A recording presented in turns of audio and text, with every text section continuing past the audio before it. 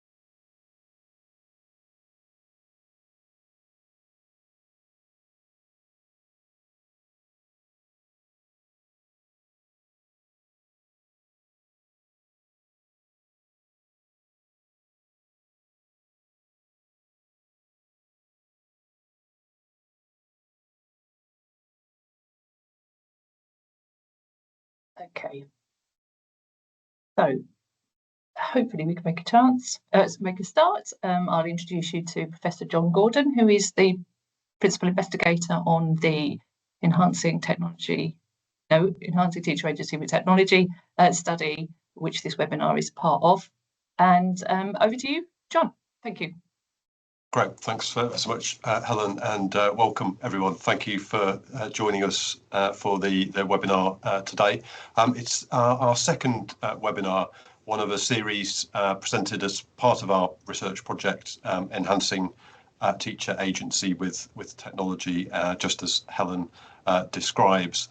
And it's a project seeking to develop understanding of professional agency, the agency of teachers, with technology in their working lives, so that we can use technology more confidently and more effectively in education, always keeping in mind the best interests of students and teachers. And it's also a project that's part of a wider prestigious national programme, the Education Research Programme, funded by the Economic and Social Research Council. So we feel very privileged to be part of that group.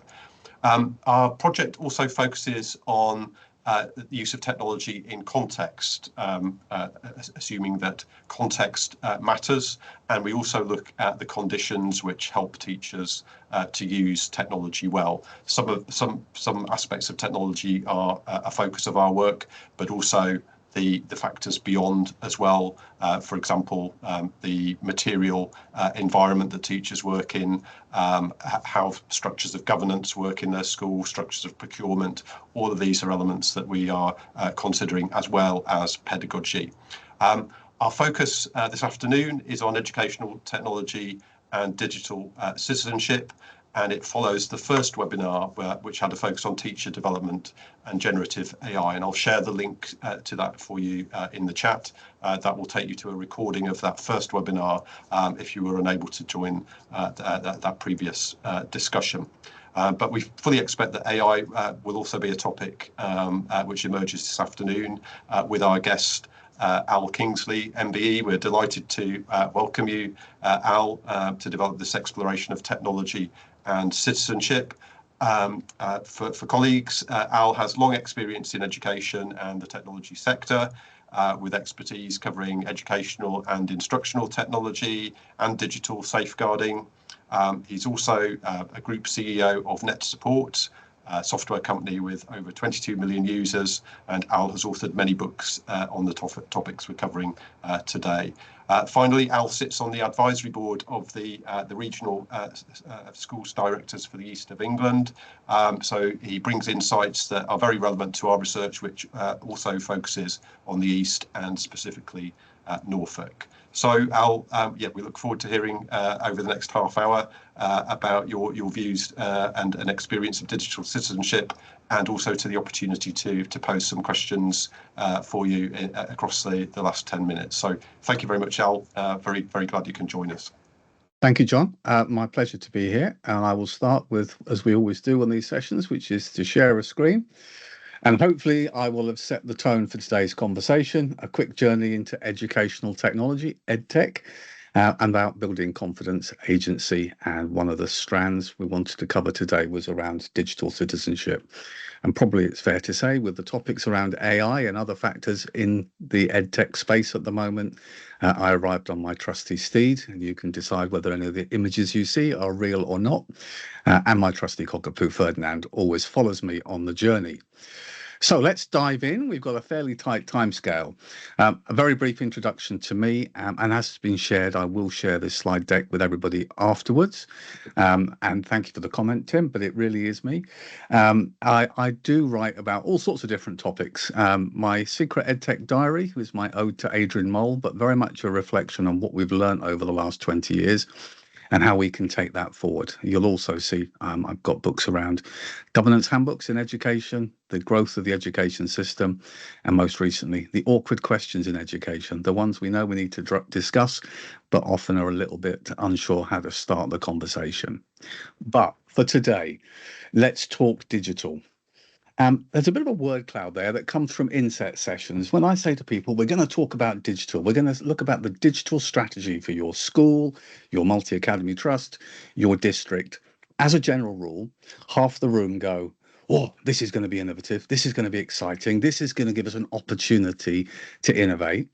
And the other half of the room go, oh my goodness, we haven't got the time, the capacity. This is scary. Not sure we really need this right now. And that's a constant challenge, but also a really healthy one in understanding that digital can be a lever, as I'll come on to, but also it's about how do we do that in a way that actually frees up capacity for that most human commodity that we want, that time that we have to be able to have those interactions between educators and students. So it's a common pressure when we talk around digital. The thing to remember, and the start of this presentation, I just wanted to put a bit of context. We all have our own mental picture of technology within an education setting, but often, and increasingly at the moment, digital is being used as a capacity enabler. Now, that capacity can be digital that saves you time, and saving time means we've got more time to do other more hopefully productive things. But also, as we see the education system moving and we see more schools coming together into multi-academy trusts and clusters, digital is the umbilical cord that allows us to bring those systems together, share data more effectively, make sure that we can provide remote support and assistance, all the things that glue the systems together. So when I say EdTech, your probably first thought is that technology in the classroom, whether it's the interactive screens, whether it's the Chromebooks or Microsoft devices or iPads in the children's hands and in the staff's hands. But the truth is, the ecosystem of digital technology in your school is huge. Everything from the back end of how we gather and collect data, to keeping our sites secure, to managing our data, protecting us from cyber attacks, through to the effective sharing of resources, and then on into the classroom, both the traditional and whether we're thinking of augmented reality, virtual reality, the impact of AI and other tools. And so understanding that ecosystem allows us to be mindful when we're looking and thinking about technology. We need to be thinking of joined up technology, ones that's actually purposeful and isn't replicating time after time student data, enrollment information, and much, much more. So with that in mind, we can then think of actually digital could be, when used purposefully, and I'll keep saying that because I want everyone to remember, and I'm sure you'll all be familiar, that digital is not the panacea to anything. There's no medals for the school with the most tech. It's about where technology is used for purpose and impact, although we might have to have a conversation about what we mean by measuring impact. So it starts, we have a digital vision. We want to move the conversation forward in our school. We want to make sure that everybody has agency around it. How do we do that? Is it traditionally the end of year, there's some budgets and we say, hey, we want to spend some money on some devices? Is it the network manager who says this is what you should do and that's the end of the conversation? Or do we take it a bit further and think about true digital co-production, where at the heart is the conversation for teachers and students, and depending on age and stage, parents as well, about how digital and technology might help and enhance the teaching and learning experience. Maybe we're thinking about themes like UDL, Universal Design for Learning, where we can look at different ways for different learners to engage in resources. Maybe we're just thinking about how that we can use technology to allow some of our disengaged learners to engage in different ways. So at the heart, we have our teachers and students. Now, not surprisingly, we have our senior leadership team sit alongside that. And that focus is to make sure that perhaps we prioritize based on the things in our self-evaluation or our school development plan.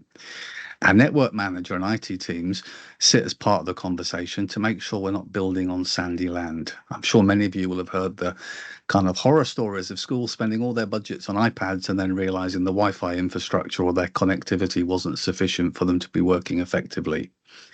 Then we have data privacy and protection. So we're making sure that all of the products we look at within our schools conform to our DPIA, data protection impact assessments, making sure we know what data is captured, where it's stored, how long it's stored for, and who has access to it. And from that, we can make a risk assessment. Then we have a conversation, which is another really important one, about accessibility and send. What we don't want to do is look at technology in a school as a way that actually extends the digital divide. Where possible, we want tools that support all learners to equally engage in the content, but there are times where tools can actually level the playing field and support with accessibility.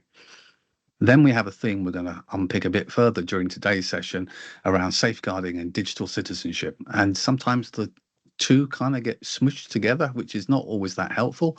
But fundamentally, the more we give our learners access to digital resources in a digital world, we have our standard obligations, whether it's KICSI, Prevent, and others, to make sure that we keep our children safe online. But the much bigger picture is we wouldn't need the tools to keep our children safe online if we were able to educate and inform them to be safe and secure digital citizens. Then we have governance, by the sounds of it, something you're going to cover on a later session, which is very much more asking the questions. Not just what are you planning to do and how do you intend to do it, but asking the most important question of all, which is the why. Why do we need more technology? Why are we changing the technology we use in our teaching and learning?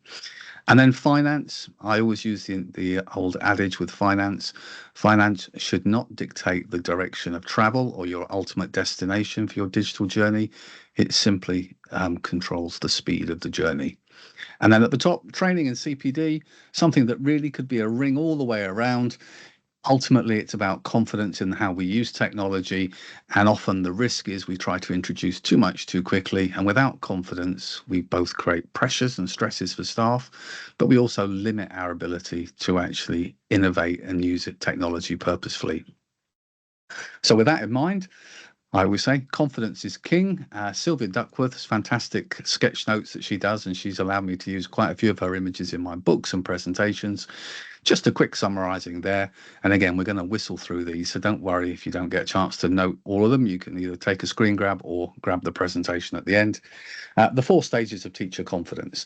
Do we want to have technology in a classroom where we're in survival mode? Will it work? Will all the devices power on? Will I be able to control activity? Or do I have 30 eager learners who are wasting minutes at the start and end of each lesson? Then we have mastery, building that confidence. Once I've been trained and I've had a chance to practice using the technology in the classroom, I build confidence and perhaps will use it more frequently. Then I can start looking at how I can develop impact, positive impact from using it. Think of some studies that I'll share links to on the journey from EdTech to PedTech when we think about using our educational technology with a pedagogy first focus. And ultimately, what do we all aspire to? To use technology where appropriate, to innovate, to find new ways that we can do things. And depending on where you are on your journey, some of these things will be familiar to you. The SAMR model, Ruben Quentin Jura, again, not that I'm suggesting that any of these models you must or should follow, But it's a good way of understanding the idea between, are we just substituting technology? Are we changing a sheet of paper to a Word document or an atlas to Google Maps? Or are we augmenting in the way that we can now measure distances in real time and find out about locations? Or are we looking at technology that supports modification or redefinition? Well, we can do something that's fundamentally not possible before. Think of the Connecting Classrooms projects over many years with schools where children in different languages could talk together and automatically have their conversation translated on the fly. Bridging gaps, finding different ways that technology can be used for purposeful use within education. And one thing I like to remind people on, again, here's Kohler and Mishra's work, the TPAC model, which looks a bit grander than it really is. Fundamentally, people starting their journey in education have their pedagogical knowledge and they have their subject-specific content knowledge. And where appropriate, they have, and we build with our CPD and our confidence, their technological knowledge, their confidence using the technology. And where they come together is the sweet spot where it's appropriate to use technology. And as you can see, it's not all the time. And probably the biggest bit, the ring around the outside, is all about context. And context, again, is king. When is it appropriate and relevant to use? Now, we're heading on our journey towards the hot topics. But right now, the biggest topics we see are EdTech and PedTech. Post-pandemic, educational technology finally made it near the top of the list through necessity, not necessarily through desire. The conversation now about purposeful pedagogical use of technology, again, thinking more within the classroom, but pedagogy can extend beyond the classroom walls into a broader conversation. The role of AI and how AI can be used. And I'll touch very briefly, I know you've covered it, but I'll touch very briefly because it feeds into some of our other conversations and how that changes workload pressures, the way that we undertake teaching and learning, probably most importantly, assessment. Then we've got the effective use of data. In education, we gather an awful lot of data, but we don't necessarily use it purposefully, and we absolutely don't always use it for the right way, which is data informed rather than data led decision making. And then the big one, which ties very much into digital citizenship, is skills. The debate around not just the curriculum and whether the curriculum has a sufficient weighting for skills based on what our employers are looking for, but how skills lead into the purposeful use of technology that's available to us and how that can be woven into things like project-based learning and so on. So a recap for anybody who hasn't yet seen the first one is the AI conversation is very much split around generative AI and non-generative AI. Tools that are non-generative have been in our schools for years. Personalized learning platforms, asking children questions. If they get them right, it takes them forward, stretch and challenge. If not sure, it takes them back to build on the foundational knowledge. And generative AI, I'm going to ask you hopefully well-curated prompts and questions, and you're going to create some new resources for me. And like most things, as we go on an introduction of new technology, and this is probably a good example here, where we look at, this is Laura Knight speaking at a conference we were both doing in Amsterdam last year. AI goes from that technology trigger to a peak of expectations. Everyone gets on with the hype, and then we drop back down thinking, hang on a second. And it's not the first time. Whenever we've introduced new technology in schools, we go through this period where everyone says it's going to be the solution to everything. And then we start thinking, hang on a second, this isn't quite what we expected. Perhaps the vendors are being a bit too keen on pushing the solution. And we start to work back towards a slope of entitlement. Sounds grand, but I would argue your slope of entitlement is fundamentally about as we move towards evidence-informed use of educational technology. And that's always the key. Show me how it works. Show me the evidence and metrics. We might have to discuss how do we measure it, but nonetheless, that's really the driver. And often the conversations around EdTech and AI is heavily woven into that. It's about how the technology can help when it comes to things like differentiation, different ways for learners to engage, quizzing, progress tracking and insights, making the lessons more accessible to learners, whether it's through translation for EAL learners or accessibility tools, as well as curation. And we think of curation a lot at the moment, fundamentally because one of the biggest pressures we have in our schools is recruitment and retention. And anything we can do to reduce workloads, in theory, got to be a good thing, as long as it's quality that we produce. So I always say to schools and teachers who are thinking about educational technology within their setting is think about a way that you can measure it. And within that, consider less is more unless it's chocolate. It's a rule that's done me well over many years. So think about agreeing just some core tools that we would use within your classroom. Set a baseline policy, a rules of engagement. We're only going to use these tools. If it's an AI related, we might say, and if you generate content of more than X lines, we want you to cite it and reference it in your lesson planning. Otherwise, we want to make sure that we're really clear on what we're creating and also how we empower staff to explore, try, and discover what works well for them.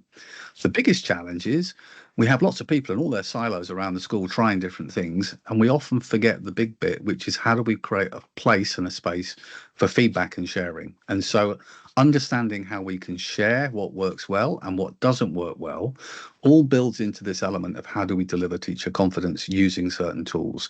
Then we can agree policies that work alongside that. And then we can think about how does this now allow me with built and developed confidence using a tool to think about how I can use that with my learners, how we can develop skills, how we can align it with some of our digital citizenship strands of messaging, and also how that might feed into what else we do with assessments and beyond. And I'm not going to read all these out for you, but I wanted just to share a simple kind of approach of how you might go about thinking, well, we're looking for a solution. It's part of our strategy, identifying a problem. How do we go about looking for a solution? How do we trial it? How do we measure the outcome? And then looking at how we might discuss implementation and then scaling it from there. Again, big reminder, when it comes to educational technology right now, when it comes to introduction, absolutely, less is more unless it's chocolate. Now, around all this technology we have, and I think AI has been a convenient segue in this conversation because it's helped amplify further the conversation around digital citizenship. And for many, digital citizenship in schools gets squidged into that safeguarding hopper because it's all about just keeping kids safe online, right? Well, clearly, no. There's a much broader base to the conversation points around digital citizenship, starting with digital literacy. And a good example of that is around the world, we measure country by country our academic performance using the PISA rankings, a snapshot of 15-year-olds' academic performance using pretty much something similar to the EBAC buckets of topics. And suddenly the OECD have recognized that actually we need to change that because what employers are looking for are skills, critical thinking skills, communication skills, innovation, imagination, creativity, resilience, all those soft skills that have become power skills that feed in many regards brilliantly into this conversation around digital citizenship, because we want our learners to be digitally literate, but we also want them to be informed and to challenge the authenticity and validity of information. And AI has created and brought that to the fore. Ironically, we've all been using Google search or Bing or whatever else for many years, and that's algorithmically output based on what you search for. And the results depend on lots of variables, including who's paid the most to be top of the list, or who has the highest keyword density or the most traffic. And so we've always had this conversation about how do we validate the authenticity. Then we have the conversation about working in an ever digital world. How do we keep our safe online? How do we protect our digital footprint, our data, our privacy settings? How do we protect ourselves from being vulnerable and exposed to outward forces? That reputation, digital footprint is something that often is a very easy one to have those conversations within the classroom. It's certainly not new. We've got a broader feed, certainly something that was picked up last year in Kicks In has been developed when it comes to cyberbullying, digital etiquette. I've listened to a great presentation from Al McKenzie, digital CIT speaker, and talking about digital disinhibition, that methodology and encapsulation of ultimately how, as people online in a digital space, we talk and exchange in a very different way to how we would do face to face, whether it's the niceties and the politeness, but we're much more direct, robust, and in some cases just plain mean. But understanding that digital etiquette. Then we've got the broader picture of data privacy and consent and understanding how that weaves in. Responsible use of technology. There are strands around intellectual property and copyright. And again, AI's very conveniently brought that to the fore. Where's the information those large language models are learning from? If I create an image with my tool of choice, whether it's ChatGPT, Copilot, Gemini, do I own the copyright? Is it mine? And if I upload something that I've done into one of those, do they suddenly take the copyright of my resources that they can use? Again, creates a broader conversation, particularly around AI, emerging technologies. fostering critical thinking. How do we challenge that information? How might we go about validating it? How are we confident in the source, but also in the bias that sits within that? And often we see examples where, again, improving by different data sets of large language models. It's not that long ago that if you create a picture of a doctor for me, you would largely find pictures of men and a nurse, women. And there was that natural bias that sits there in terms of both the algorithm and the data sets. I spoke at a conference recently in Riyadh, and one of the concerns in the Arabic world is that it's something like 8.5% of the population speak Arabic, but only 3% of the content on the internet is Arabic. So naturally, if you don't have that information documented, it doesn't sit in those large language models, you're going to be disproportionately reflected in a negative way when it comes to output. And then there's the sense of, for all of us, digital well-being and balance. It's very easy to have the conversation simply encapsulated around screen time. But of course, screen time for me is a misnomer. It's not how long you're on a screen. It's what you're doing on the screen that's the important conversation and critique. But it's also about online stress, and the broader sense of accessing lots of content can create a whole different sense of challenges to your well-being. So that's a little bit of a sort of a quick summary. I suspect these will all be familiar terms for you folks listening, but it's about breaking down digital citizenship and understanding how the recent narrative around digital tools available to us in our schools can actually allow us to bring some of these conversations back to the fore as part of our learning journey. I also shared this from the NCCE. I think it's a different way of signposting the same things, but really looking in terms of that responsibility, our literacy, our etiquette, ethics, safety, and wellness. And it really consolidates down those points as the kind of the checkpoints of things that we want to be thinking about when it comes to our digital citizenship. And you have my word, I'm not going to read all these out for you, but I saw this great resource here and I thought I'm going to share this with you, attributed to the author there, Mia McMeekin, which is just some really handy kind of reference points and bullets of the different themes and strands around digital citizenship. Now, these things are all well and good, but our biggest challenge is how do we pull these together as part of our digital strategy? Now, maybe strategy sounds a bit grand. Maybe we should say our digital journey. But within the context of our digital journey, we can simply weave it into how do we innovate learning? How do we develop our students' digital skills and DigCit, our teachers' digital skills, build the technology infrastructure in our schools, foster effective and improved communication, and at the same time have a focus and a strand around developing everyone's well-being. If we pull all those together, we're in a much better place. Now, I'm conscious of time and I always tend to go over, so I'm going to try and make sure I don't. There's some slides here for you that if you're looking at tools, whether they're AI or just curriculum resources or beyond, thinking about ways to capture evidence, and most importantly, what I wanted to share for you was a simple rubric you can follow, which is how you might evaluate a product, splitting between the technological and pedagogical considerations. Does it align with our curriculum? Have we already got a tool that does it? Versus, will it work with the devices we have now and in the future? Does it meet our data privacy rules, AI considerations and beyond? And then if it ticks the right boxes, how you quickly and effectively can move on to evaluating a tool so that you don't waste time evaluating things before you've identified if they're going to be purposeful. And then to wrap up the little bit of that conversation, it's really focusing as well about making sure you think about having a clear plan of what technology you look at, make sure people get involved, support staff to explore and build confidence. Number one failing and the easiest thing to fix, who are your flag bearers in your school? Who are the top people to go to who have confidence in each of the different tools you use? If you know who they are, people are much more confident to try themselves because they know they've got a friendly face to reach out to. Look for opportunities in any new technology or any approach for how you can weave in digital citizenship conversations or projects around it. Share your successes and failures in a common place.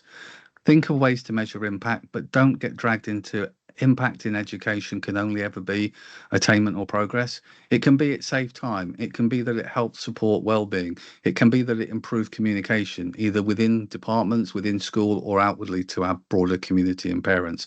There's lots of different measures we could consider. And make sure you just ask the right questions, alongside which grow your external CPD connections. We all learn, or we all stand on the shoulders of others. And I, for one, am a committed edu magpie. And on that note, every Saturday on LinkedIn, share a newsletter about all things education, particularly EdTech and AI. And it's something that hopefully signposts loads of great people who are doing research and work around the world. That is my super whistle stop tour. There's some get in touch details there if you want to, but I'm sure there'll be some questions now which we can dive a bit deeper on any particular topics. Thank you, Helen. John? Thank you very much. It was a whistle stop tour, but incredibly informative. So, shall I just jump in? We do have a question. So Gerard is asking, he fully appreciates the increasing role and impact that technology can have in a school for management, teachers, and students. However, when we consider digital citizenship, how can we ensure we plan for human resilience when the digital crutches are kicked from under us fail? It's a really good and important question. I think the first thing is not to have a messaging that is digital is the panacea to everything. If we use digital and think of it as simply being one of the tools in the box, no different to any other device or resource that we might use in education. As soon as we start thinking that digital's doing something that we can't do as human beings, and of course there are some things, it can share its screen across the classroom that as a teacher we can't do, but we can certainly talk louder and we can certainly capture attention. I think what we have to do is recognize that it isn't to substitute and replace, it is to extend and add value to. I would argue digital should always be seen as something that helps empower the human to human connection. And if we think about AI, there's a natural conversation of, well, that stops us thinking, right? Because we just get the answer from our AI tool.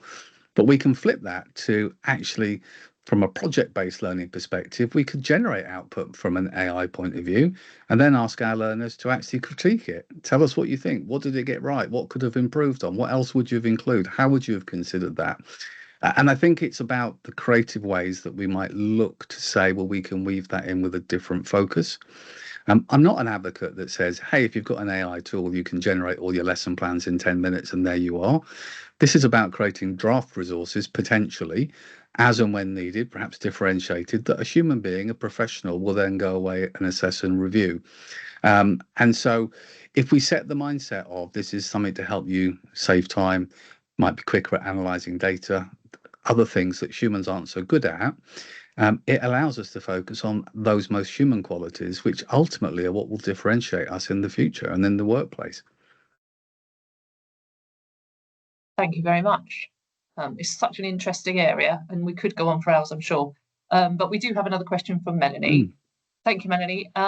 So where would you say digital citizenship sits best in the curriculum? So you touched on the fact that quite often the immediate response is around safeguarding, but is there, so Melanie's asking where would it sit best in the curriculum? So she's got a secondary computing background and she's a middle leader, and she feels that if it was left to us, it's a cross-curricular issue. How do you implement that across the school? So there's two things there.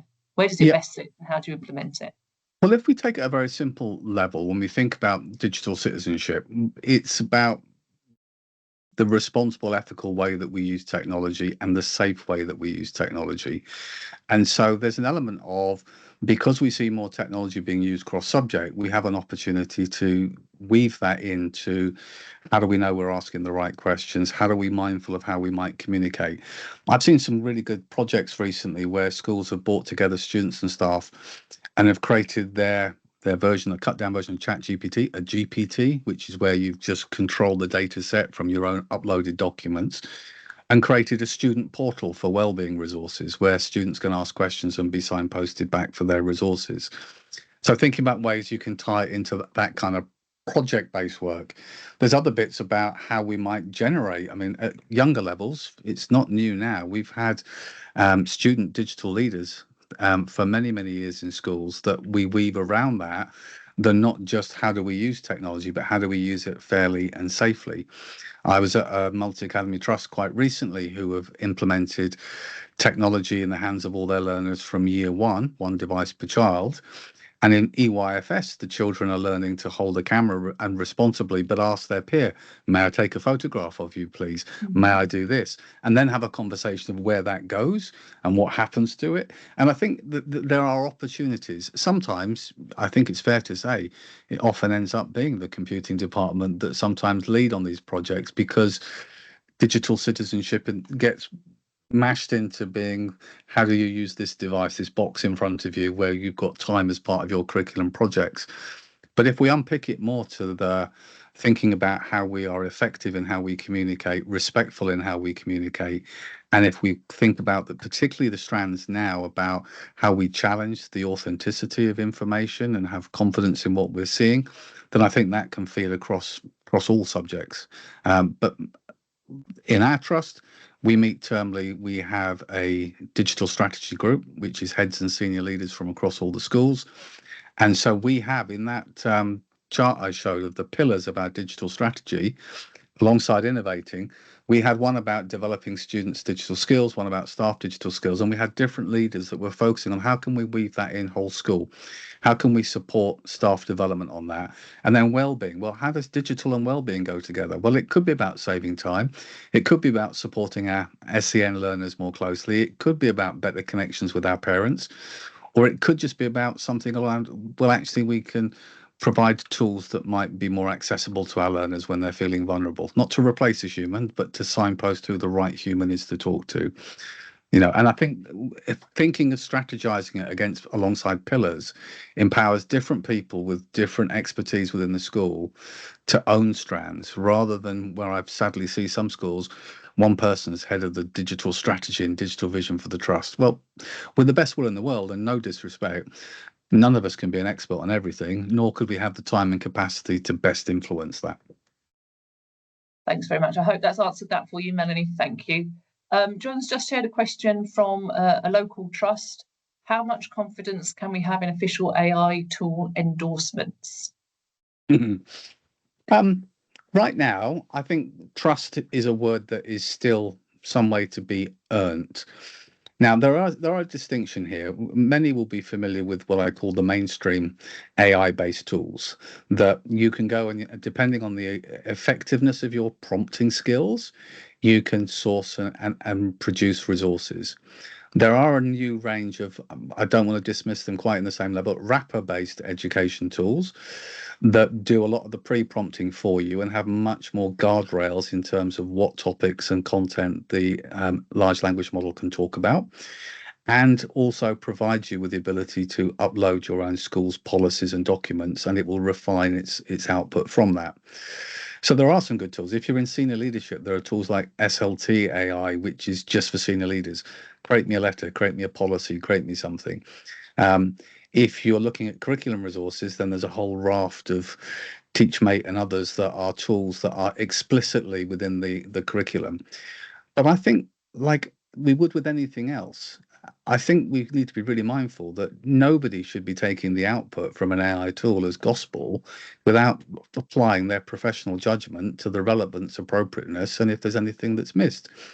It might save you a little bit of time, but if we think back to the idea that these are tools that empower the educator to use their professional judgment to maximize their human-to-human time and the pedagogy, well, the pedagogy means we don't abdicate that or delegate that to an AI tool.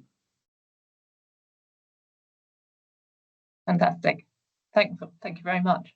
And moving quickly on, Gerard is asking, bearing in mind budget, etc., and not being available to explore the benefits, for example, in a rural school in the middle of Suffolk, where should they turn for trusted advice and help?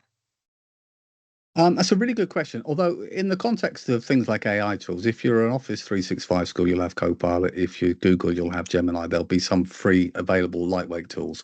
The bigger picture of EdTech tools, it is expensive, or can be expensive, and diplomatically, school budgets right now are not exactly generous. In fact, we're all running at zero, or frankly, in many cases, deficit budgets. So the first thing I would say is, without going off on a tangent, Gerard, is The first part of a digital strategy is to look at what you've already got and how effectively you're using it. And sometimes you save money by finding you've got tools you're paying subscriptions for that aren't actually being used purposefully. Then after that, looking at that grid that hopefully you better see on the slide deck of those, where do I seek my evidence? The first would be peer evidence. What other schools and MATs do you have relationships with where they have tools that are evidence informed and working well? The second is to make sure you've got a good PLN and look on the PLN and find out what others who are doing research projects are doing. So if you're interested in pedagogy first edtech, I showed on one of those slides the document. Leo Academies Trust in South London ran a one-year project with Fiona Aubrey-Smith and researched the impact of taking a pedagogy first approach. The results are quite surprising because it is more about freeing up time. But there are different MATs that have got different experiences on that. The third is to reach out to friendly folks who have a pet cockapoo on all their slide decks like me and say, I'm interested in a tool for this. Can you recommend something? The fourth is there are online sites like EdTech Impact that let you look at feedback and reviews of products. And they can be really good, but a slight caveat, a little bit like Go Compare. Sometimes the top of the list isn't necessarily the best one. It's there for lots of different variables. And then the fifth is, do not be intimidated by an EdTech vendor. If you say, I need to try this myself for free and I need to try it for 2 months, 3 months, if they say no, you should walk away. Because no product performs the same in a trade show as it does within your own setting. Each setting is unique, and you should have the confidence that you've tried it. It didn't deliver on what your expectations were, so you're going to pause and move on again. Very good advice. And also digital citizenship in itself, knowing that is available. So, Absolutely. yeah, John has just shared in the chat. Hi, John. Do you want to explain what is going on there? Thank you. Sure. Yeah. First of all, just to thank Al for such a comprehensive and informative presentation. So yeah, very, very useful for all of us. Al, thank you. And just to set Al's presentation in context as well, I mentioned that today's webinar followed an earlier webinar on generative AI and particularly how that relates to professional development. I've shared the link for you there, as well as details of the next webinar towards the end of March with Dr. Sue Sentence on exploring physical computing in schools. And then finally, a link to our project website where we have a survey which we invite colleagues to participate in if possible. It's certainly very helpful for us in the research to understand better colleagues' experiences of using EdTech technology. The link to the survey is there, and as we work through the year there'll be updates appearing on the website about our research findings and activities that follow as a result of the research as well. So please feel free to contact us with any queries or any responses to what we've heard today or about the project more broadly. But once again, if I could close by thanking Al for his contribution today, and thank you everyone for joining us this afternoon. Thank you.